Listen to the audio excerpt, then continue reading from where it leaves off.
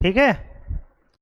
Hello, मैं उनका Sakya health coaching centre Bidhuna और यस आप सभी का स्वागत करते हैं। आशा है आप लोग ठीक होंगे। क्या हो रहा है सब लोगों के साथ? आप लोग उत्तर प्रदेश पुलिस वैकेंसी लगभग आ ही चुकी है और बिहार शिक्षक भर्ती में आप लोग फॉर्म डाल ही रहे होंगे। तो जो लोग तैयारी कर रहे हैं उनके लिए मैथ के कुछ इंपॉर्टेंट क्वेश्चन लेके आते हैं हम लोग यूट्यूब चैनल पे। आप लोग इसको देखिएगा और इसका लाभ उठाइएगा। ठीक है भाई। पहला क्वेश्चन आपका ये है। ठीक, ये रहा। उसने कहा है कि फर्स्ट क्वेश्चन है आपका, ये बता रहा है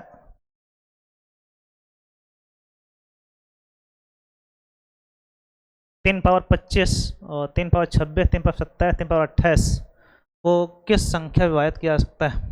ठीक, जब भी यह क्वेश्चन आता है तो आप इसमें 3 पावर 25 को कॉमन ले लें, जो आपकी सबसे छोटी घात है। ठीक है, यहाँ आप देखेंगे 3 पावर 1 बचेगा, यहाँ 3 पावर आपका फिर यहाँ पे आपका पूरा कॉमन आ जाएगा तो 0 बचेगा आपका। यहाँ 3 पावर 1, यहाँ 3 पावर 2, यहाँ 3 पावर 3। ठीक है भाई। अब इसको सॉल्व कर लेते हैं हम लोग। 3 पावर 25 तो लगी रहेगा आपका, यहाँ 1 हो गया, इसी पावर 0 1 हो जाता है। ठीक है, यहाँ पे आपका 3, यहाँ पे आपका 3 पावर 2 9 और ये 3 का क्यू 27। ठीक है भाई। अब इन सबको आप जोड़ दीजिएगा, यही जोड़ेंगे आप।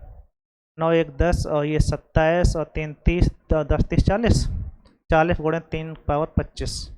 अब 40 जिस संख्या से डिवाइड होगा वही आंसर है। अब समस्या यहाँ पे 40 ना तो 11 से कट रहा है, ना 16, ना 30 से, ना 25। तो आप क्या करो, इसमें घात कम कर दो। 3 पावर 24 और गुणे आपका हो जाएगा 3 गुणे 4 40, ये हो जाएगा 120। अब ये 120 किससे कटेगा आपका? 3 से पूर्णतः विभाजित होगा। जैसे जैसे हम कहेंगे इतना 24 गुणे 120 करेंगे और 120 किससे कटेगा आपका? 30 डिवाइड हो जाएगा। तो आंसर आपका डी सही। ठीक है, एक अच्छा और छोटा क्वेश्चन, इसको ध्यान रखिएगा आप लोग। एक और देखिएगा आप लोग, 100 से 200 के बीच उन सभी पूर्णांकों प्राकृतिक संख्याओं का योग ज्ञात कीजिए जो 3 के गुणज, ठीक है, गुणज लिखा हुआ है, गुणज। अब ये 3 के गुणज मतलब 3 का पहाड़े में आते हो, 3 से कटने वाली संख्या होनी चाहिए। ठीक, तो 100 तक कितनी संख्या करते हैं? पहला काम तो ये, तो 100 से आप भाग लगाओगे तो कई बार जाएगा? 33 99 होता है आपका। जब भाग लगाओगे 200 में 3 से तो 66 बार। ठीक है भाई। तो संख्या कितनी हुई, इसमें से घटा दो तो संख्याएं आई 33। कितनी संख्या होंगी आपके? 33 संख्याएं ऐसी होंगी जो आपके 3 गुणज होंगे। अब भी कौन कौन से होंगे? तो आप 99 में 3 जोड़ दो। 99 आपकी कम है, इसको लेना नहीं है आपको। 99 3 102, फिर आपका 105, फिर 105 में 3 जोड़ो 108। कहाँ चलेंगे हम लोग? लगातार आप जाएंगे कहाँ तक? 200 के समथिंग। तो 66 या 198। ठीक है भाई, यहाँ तक आप जब पहुँच जाएंगे तो ये कंडीशन आपको सामने दिख रही होगी। सही बात। तो बहुत ही सीधी सी बात ये है कि इसमें जब भी समांतर श्रेणी हो कोई, तो पहला अंतिम पद जोड़ के आधा गुणे संख्याओं की संख्या है। ये 99 को आप नहीं लेंगे क्योंकि 99 आपके 100 से छोटा है। ठीक है, तो यहाँ से लेकर यहाँ तक संख्या लेंगे और संख्या कितनी है आपकी? 33। तो पहला अंतिम जोड़ के आधा गुणे संख्याओं की संख्या कर देंगे, योग हो जाता है अपने आप। ठीक है भाई। तो 102 प्लस 98/2 गुणे 33। ठीक है भाई, यहाँ देखिएगा ये कितना हो गया? 198 और 102, 300, 300 के आधे हो गए 150। 33 गुणे 150। अब इसका गुणा करेंगे हम लोग। 15 45 5 अप्लाई 4 और 15 45 4 4950। ठीक है, क्या आएगा आपका? 4950। सही है भाई। चलो अगला क्वेश्चन देखते हैं हम लोग। काफ़ी अच्छा क्वेश्चन है, ये तो हो ही चुका है। ये वाला क्वेश्चन देखते हैं। अगला क्वेश्चन है आपका 2 की पावर 16 माइनस 1 किस संख्या से विभाजित? 2 की पावर 16 माइनस 1 किस संख्या से विभाजित? तो आपका एक बात ध्यान रखिएगा, ए स्क्वायर माइनस बी स्क्वायर आपने पढ़ा होगा, तो ए प्लस बी होता है और ए माइनस बी होता है। ठीक है भाई। अब यहाँ से दो चीज़ें आपकी एक साथ आ रही हैं, तो बहुत अच्छी बात तो ये है कि दोनों में से जब सम घात होगी तो उसमें से एक फैक्टर प्लस में भी होगा, एक माइनस में भी होगा। यदि यहाँ पे q आता है तो q में एक केवल a माइनस बी होता है आपका, A square plus A B plus B square, सही नहीं। तो आप जब भी ध्यान रखिएगा इन दोनों से कि सम घात आएगी उसका प्लस माइनस दोनों सही होंगे, और विषम घात के लिए केवल जो चिन्ह दिया गया वही मान होता है, सही बात। तो इसको देखते हुए आप इसको सॉल्व करेंगे। अगर हम इसको चाहें तो 2 की पावर 16 माइनस 1 की पावर 16 कर सकते हो, ठीक। अब इसका एक फैक्टर प्लस में भी होगा, एक फैक्टर माइनस में भी होगा, ठीक। तो यहाँ से जब इसको सॉल्व करोगे तो कितना आएगा, 2 दूनी और 2 और 1 3 और 2 में 1 कम 1। अब इसकी घात में अगर हम चाहें तो इसको और सॉल्व करके 2 की पावर 2 कर सकते हो। तो यहाँ पर हो जाएगा आपका, जैसे या तो आंसर आपका 3 होता तो सही था, जब 3 नहीं आ रहा है तो इसकी घातें आप बढ़ा सकते हो। जैसे इसे कह सकते हो 4 की पावर, और इसकी आप 2 गुणे 8 कर लेंगे हम लोग 8, और प्लस 1 की पावर 8 और सॉरी माइनस, इसका प्लस भी होगा और माइनस भी होगा। अभी भी आपको प्लस करेंगे तो 5 आएगा, माइनस करेंगे 3 आएगा, तो 5 या 15 15 ऑप्शन नहीं, एक घात और इसमें कम करो तो आप कहेंगे 8 की पावर यहाँ पे 4 कर सकते हैं हम लोग, माइनस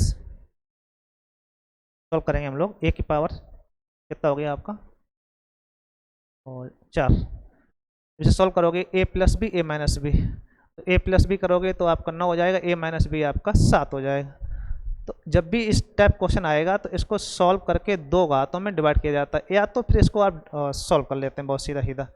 सीधा ये है कि ये जब बहुत वैसा काम ये होता है, लगभग ये आंसर यहीं से आपको प्राप्त हो जाता है।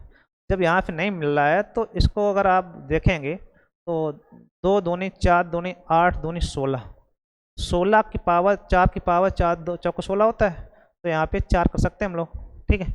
ऐसी कंडीशन जब आएगी तो 16 प्लस 1 हो जाएगा और एक 16 माइनस 1 हो जाएगा, तो 2 कंडीशन बनेगी, तो 16 प्लस 1 आपका कितना हो जाएगा 17 आंसर हो जाएगा, ठीक है। तो जब ये कंडीशन बन रही हो कि जब एक से आंसर नहीं आ रहा है तो इसकी कई फैक्टर करके इसको आप अलग अलग बांटेंगे, तो ये कितना हो गया 2 दूनी 4 दूनी 8 दूनी 16, 16 प्लस 1 कितना होता है 17, अतः आंसर आपका सी सही, सही बात। चलो अगला देखिएगा, 100 और 400 के मध्य 3 4 और 6 से दोनों संख्याओं से विभाजित होने वाले पूर्णांक कितने। ये क्वेश्चन कई बार पूछा जाता है, इसको आप ध्यान रखिएगा कि मध्य कहा गया, दोनों संख्याओं से विभाजित होने वाले पूर्णांक, ठीक है। तो आप पहला काम है इन दोनों का एलसीएम लो, 4 और 6 का एलसीएम। जब विभाजकता कई बात आती है तो पहला काम है दोनों का एलसीएम लेते हैं हम लोग, कितना आएगा 2 दूनी 4 और 2 3 6, ठीक, और 3 दूनी 6 6 दूनी 12, कितना आपका एलसीएम आया 4 6 का एलसीएम 12 आ गया आपका, ठीक है। अब 12 से डिविजिबल आपको देखने कितने पूर्णांक हैं, तो 12 से भाग लगाओ आप 100 में, ठीक, और इधर दोनों का एलसीएम लिया हम लोगों ने, और उधर आप 600 में भाग लगाइएगा 12 से। अगर ये ध्यान रखना है कि लास्ट पद कट जाता है तो समस्या है, जैसे इसमें आपने काटा तो पूरा लास्ट का पद आपका डिविजिबल हो गया पूरा पूरा, जैसे ही और 600/12 किया आपने, ठीक। यहाँ पे बार और ये आपका एलसीएम लिया था हम लोगों ने 4 और 6 का एलसीएम आया था 12, ठीक। अब ये 12 से भाग लगाएंगे तो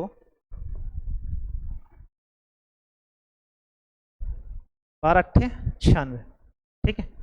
तो ये जो आपका 8 बार गया और इधर 12 पंचे 60 50, वैसे आंसर अगर देखा जाए तो 50 में 8 कम 42 आना चाहिए, लेकिन ये आपका सही नहीं। कारण क्या है कि हमें इन दोनों के बीच में चाहिए, अब बीच में ना होके ये 600 भी शामिल हो गया आपका, ठीक है। तो जब मध्य में कहे तो आपको ध्यान रखना अगर लास्ट पद कट रहा है तो उसमें से एक कम करना पड़ेगा, क्योंकि हमें 600 नहीं लेना है, 600 के बीच में चाहिए होगा, तो एक आपको 600 वाला पूर्णांक कट गया है, इसे कम करेंगे तो आंसर आएगा 41। करना ये गलतियाँ कई बार होती हैं, इसमें जहाँ तक बच्चे 42 लगा के आ जाते हैं, ठीक। आप इस बात को ध्यान रखा जाए, ठीक। अगला देखिएगा, 1000 के में क्या न्यूनतम संख्या जोड़ी जाए ताकि योगफल 45 से पूर्ण विभाजित हो जाए। ये भी एक अच्छा क्वेश्चन है, विभाजकता संबंधित होता है, क्या जोड़ें क्या घटाएं। जब क्या जोड़ें क्या घटाएं की बात है तो आपको क्या करना है कि दोनों में से इसमें इससे भाग लगाइएगा, जो शेष आए उसे आपको घटाना होता है, जोड़ने का आ जाए तो उसमें से जो भागफल में घटा के जोड़ दिया जाता है। जैसे 1000 में भाग लगाइएगा आप और 45, तो आप देखें 45 दूनी 90, 10 बचे, फिर हो गया 100, 45 दूनी 90 हो गया। यहाँ कितना बचा आपका 10। अगर घटाने की बात आ रही होती तो यहाँ केवल हम 10 घटा देते, संख्या आपकी 45 में विभाजित हो जाती। लेकिन समस्या क्या है कि हमें जोड़ने का आ गया, क्या जोड़ा जाए, तो इसमें अब क्या छोटा छोटा जोड़ने की बात आती है, तो यहाँ से आप इसे घटा दीजिएगा, जो शेष फल आए भाजक से घटा लो, या फिर इसमें एक बार बढ़ा देते हैं हम लोग। ठीक, तो 45 माइनस 10 कितना आएगा, 35 आंसर 35। ठीक है, चलो अगला देखते हैं। 1 3 5 7 99 विषम संख्याओं का गुणा किया जाए। विषम संख्या है भाई, ठीक है। तो अब ये कह रहा है आपसे इन सभी का गुणा किया जाए, बाद में गुणनफल में 128 से और गुणा किया जाए, तो अंत में गुणनफल में अंत में शून्य की संख्या कितनी होगी, ये पूछ रहा है आपसे। सही, अंत में शून्यों की संख्या पूछ रहा है। तो आपको ध्यान रखना है कि विषम संख्या गुणा करने पर कोई शून्य नहीं बनते। यहाँ तो शून्य हो गई, लेकिन ये जो बार जुड़ा हुआ है ये समस्यात्मक, इसमें कितने शून्य होंगे आप उसे और देखें। ठीक है, तो आप जब देखेंगे 128 मतलब हो जाके 2 दूनी 4 दूनी 8 दूनी 16 दूनी 32 दूनी 64 दूनी 128। ठीक है, 1 2 3 4 5 6 7, 2 की पावर 7 इधर है, इधर 5 की कोई कमी नहीं, 5 इधर भी होगा आपका, 15 में 5 आएगा, 35 में होगा, 25 में होगा। ठीक है, तो 5 पर्याप्त मात्रा में है। तो जैसे ही आपकी ये 7 घातें आई, 7 दो बार जो आपका 5 के साथ मिलेगा तो 7 शून्य निर्माण हो जाएगा आपका, अतः आंसर सी सही। ठीक है भाई, जितनी घातें आपको अलग से गुणा करें, विषम संख्याओं में 5 कमी नहीं होती, कमी किसकी होती है, 2 की, और जब 5 गुणा 2 के साथ होता है तब शून्य का निर्माण हो जाता है। सही बात, चलो देखते हैं अगला भाई। भाजक भागफल का 25 गुना शेष फल का 5 गुना है, यदि भागफल 16 हो तो भाज्य क्या होगा। एक आपको ध्यान रखना है कि भाज्य बराबर होता है भाजक गुणे भागफल प्लस शेषफल। ये भी काफ़ी अच्छा क्वेश्चन है, काफ़ी बार पूछा जाता है, संख्याएं चेंज करके पूछता रहता है। तो ये एक सूत्र होता है, आप भाजक भाजक भागफल में संबंध की बात होती है। ठीक, अब यहाँ से हमें अगर भाज्य चाहिए, संख्या चाहिए, तो हमें भाजक चाहिए, भागफल चाहिए, शेषफल चाहिए। अब इन तीनों को आप यहाँ से निकालिएगा कंडीशंस, जैसे हमें भाजक की कंडीशन है, भागफल है, ठीक है, और शेषफल है। अब इसमें अगर बात की जाए,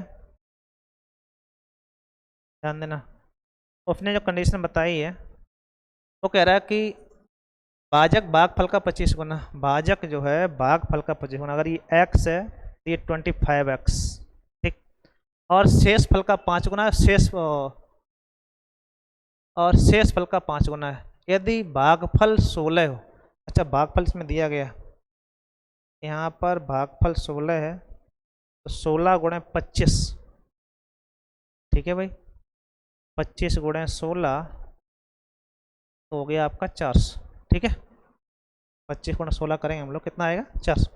और इसमें कंडीशन ये दे रहा है कि यदि भागफल 16 हो तो भाजक जो है भागफल का गुना है, 25 गुना हो गया, और शेष फल का 5 गुना, तो शेष फल का जब 5 गुना है तो भाजक जो है शेष फल का 5 गुना है, तो इसका ये 5 गुना है, तो इसमें लगा दो 5 से भाग, तो 40, 405 5 मतलब 140, कितना आ गया 80। अब इन सब की वैल्यू इसमें रखना, ठीक, जैसे आप रखोगे इन सब की वैल्यू वही आंसर आ जाएगा। ठीक, जैसे आपका भाजक कितना आ गया 400, भागफल कितना आ गया आपका 16, शेषफल कितना है आपका 80, 16 चौको 64 और प्लस 80 तो हो जाएगा 6480। ठीक है भाई, तो सभी क्वेश्चन आपके जो है वो इम्पोर्टेंट हैं, आप इसको देखिए जरूर। यदि स्टार का तात्पर्य पहली संख्या में दूसरी संख्या का 6 गुना जोड़ा जाए तो ए स्टार ये आपका एक इक्वेशन टाइप हो जाता है, ये आपसे पूछा गया है स्टार की वैल्यू। वर्तमान में ऐसे क्वेश्चन खूब आ रहे हैं, उन्हें कंडीशन बताइए स्टार की जो वैल्यू होगी वो पहली संख्या में दूसरी संख्या के 6 गुने के बराबर।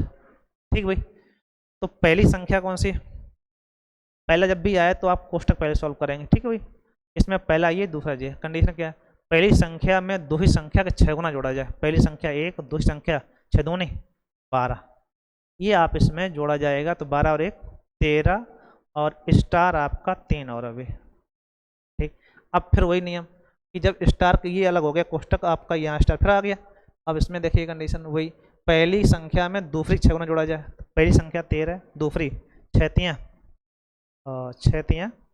18, इसका 6 गुना। ठीक है, 6 तियाँ 18, 18 13 का आपका योगफल चाहिए। 8 3 11 31, सही बात, अतः आंसर आपका बी सही। सही।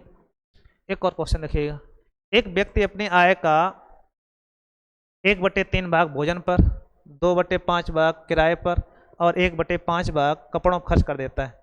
यदि उसकी बचत 400 रुपये, कितनी बचत है? 400 रुपये। तो यहाँ से कंडीशन आपको बनेगी कि जो खर्चा किया है अपने आप उसको अलग करिएगा। आय का 1/3 भाग, आय कितना? 1/3 अलग कर लो, प्लस भोजन पर 2/5 ये भी अलग कर दो, प्लस किराए पर 1/5 ये भी अलग कर दो, भाग कपड़ों पर खर्च कर देता है। इस प्रकार से उसकी कितनी बचत हुई तो इसको आप जोड़िए पहले, कितना आपने खर्च किया। ठीक है, तो 5 15 लगतम आ गया, 3 पंचे 15, 5 एकम 5, इसके भाग लगाते हैं हम लोग। ठीक, और 3 पंचे 15, 5 एकम 5, 5 15 3 दूनी 6 और 5 15 3 एकम 3, तो आपका हो गया 6 5 11 3 14/15 भाग। 14/15 भाग खर्च कर लिया। और हर चीज़ ध्यान रखा करो, पूरी जो होती है वो हर चीज़ आपकी एक होती है भिन्न के रूप में। तो 15 पार्ट टोटल थे, उसमें से 14 खत्म हो गए, कितने बचे होंगे? 1/15 भाग जो है किसी संख्या कितना है? 400, तो 15 चौको 60, उसकी आय कितनी हुई जाके? 6000 रुपये। ठीक है भाई, सी ऑप्शन आपका सही। चलो अगला देखिएगा हम लोग। एक आपका क्वेश्चन दिया गया है, इस क्वेश्चन लगाने से पहले आपको ध्यान देना है कि ये एक श्रृंखलावाद क्वेश्चन है। श्रृंखलावादी क्वेश्चन जो भी आते हैं आपके वो बहुत ही सटीक से आप लगा सकते हो। जैसे इसमें आप जो चर्चा करेंगे हम लोग, तो पहला काम होता है जो ये पद दिए गए हैं इन पदों को इस हिसाब से तोड़िएगा कि अगली सीट में इसका एक गुणज प्राप्त हो जाए, अगली संख्या में गुणज प्राप्त होता रहे, और इस हिसाब से दिए जाते हैं आपको प्राप्त होगा। जैसे इसे कह सकते हो 3 × 5, इसे कह सकते हो 5 × 7, इसे कह सकते हो 7 × 9, इसे कह सकते हो 9 × 11, इसे कह सकते हो 11 × 13। ठीक है भाई, तो आप ये देखना होता है कि इन संख्याओं में अंतर कितना हो रहा है।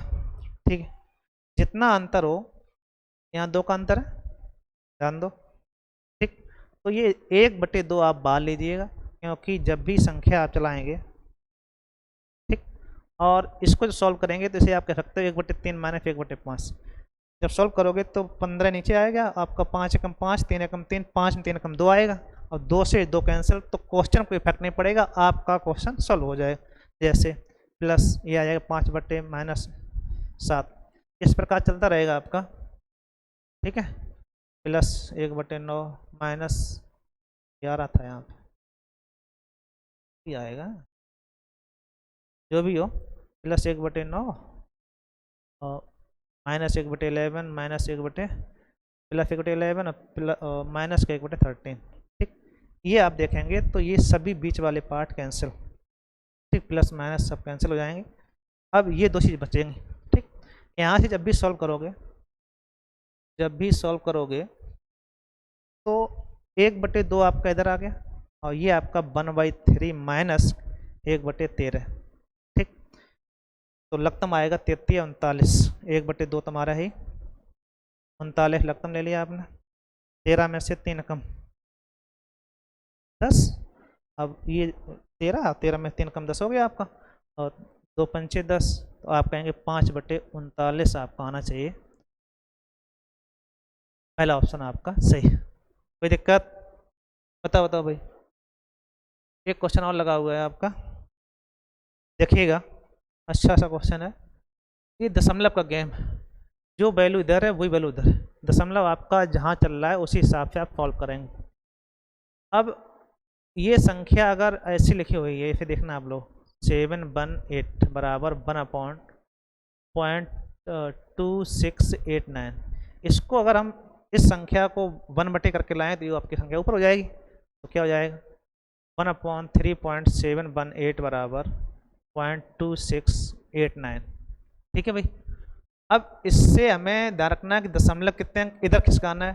तो आप देखेंगे कि पहले दशमलव आपका यहाँ पर है, आपको 1 2 3 4 अंक इधर लेके आना है। तो जब इधर दशमलव लाना होगा तो इधर आपको 1000 का भाग देना पड़ेगा, 10,000 का, 10,000 पर गुणा करना पड़ेगा। तो जैसे ही आप इसको इधर लाएंगे तो दशमलव आपका उस साइड चला जाएगा। आप जैसे ही इसको करेंगे 0.0003718, जितने दशमलव आप इधर खिसकाएंगे आपकी वैल्यू उतने दशमलव उधर बढ़ जाएगी। जैसे यहाँ तक 3 अंक थे, अब 3 अंक कितने बढ़ गए, 1 2 3 4 अंक बढ़ गए। तो 4 अंक आप भी यहाँ दशमलव बढ़ा दीजिएगा, तो 2689 आंसर आएगा, 2689। ठीक है, अतः आंसर आपका ए सही हो जाएगा। सही नहीं? चलो अगला देखते हैं। ठीक है, तो आज तक इतने क्वेश्चन थे, इसको देखिएगा और भी बच्चों को शेयर करिएगा, कुछ नए बच्चों को जोड़िएगा। ठीक है भाई।